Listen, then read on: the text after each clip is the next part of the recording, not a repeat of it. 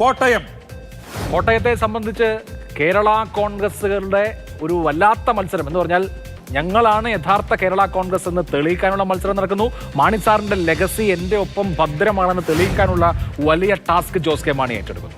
അത് മാത്രമല്ല, കഴിഞ്ഞ തവണ 1,06,000 വോട്ടിന് ജയിച്ച തോമസ് ചാഴിക്കാടൻ ഇത്തവണ മറ്റ് മുന്നണി മാറി അപ്പുറത്തു നിന്ന് മത്സരിക്കുന്നു. UDF നിന്ന് കോട്ടയത്തിന്റെ MP ആയ തോമസ് ചാഴിക്കാടന് LDF ടിക്കറ്റിൽ കോട്ടയത്തിന്റെ MP ആകാൻ കഴിയുമോ? അതാണ് ഏറ്റവും പ്രധാനപ്പെട്ട ചോദ്യം. മുൻപ് ഇടുക്കി MP ആയിരുന്ന ഫ്രാൻസിസ് ജോർജ്, അദ്ദേഹം PJ ജോസഫിന്റെ മാനസപുത്രനാണ്. അദ്ദേഹം പാർട്ടിക്ക് വേണ്ടി വലിയ പട നയിക്കാൻ കോട്ടയത്തെത്തുമ്പോൾ തുഷാർ വെള്ളാപ്പള്ളി ഇത്തവണ കോട്ടയത്തെയാണ് തെരഞ്ഞെടുത്തിരിക്കുന്നത്.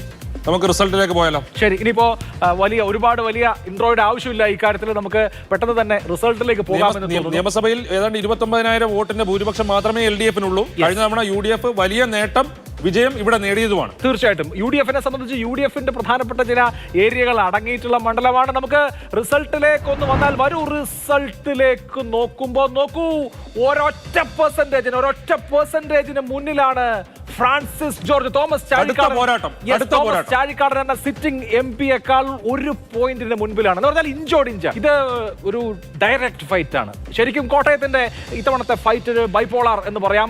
നമുക്ക് 2 ധ്രുവങ്ങളിൽ നിന്നിട്ട് 2 കേരള കോൺഗ്രസുകാർ ഏറ്റുമുട്ടുന്ന ഇരുധ്രുവ പോരാട്ടത്തിന് അരങ്ങൊരുങ്ങുമ്പോൾ അവിടെ NDA-യുടെ വോട്ട് ഷെയർ കഴിഞ്ഞ തവണത്തേക്കാൾ താഴെ പോകുന്നു എന്നുള്ളതാണ് സൂചന. അവിടെ കഴിഞ്ഞ പ്രാവശ്യം PC തോമസ് ആണ്. PC തോമസ് സ്വന്തം വോട്ടുകൾ കൂടി സമാഹരിച്ചിരിക്കാം. നമുക്കറിയാം മൂവാറ്റുപുഴ ജയിച്ചിട്ടുള്ള ആളാണ് PC തോമസ്. PC തോമസ് അവിടെ കഴിഞ്ഞ തവണ 17.04% വോട്ട് PC തോമസ് കഴിഞ്ഞ തവണ കോട്ടയത്ത് നേടിയെങ്കിൽ തുഷാർ വെള്ളാപ്പള്ളി മത്സരിക്കുമ്പോൾ അത് 10-ലേക്ക് ചുരുങ്ങുന്നു. പക്ഷേ ഇതിപ്പോ നമ്മുടെ ഈ സർവേ സാമ്പിൾ കളക്ട് ചെയ്തിരിക്കുന്നത് 3 മുതൽ 17 വരെയുള്ള ദിവസങ്ങളിലാണ്. മാർച്ച് 3 മുതൽ 17.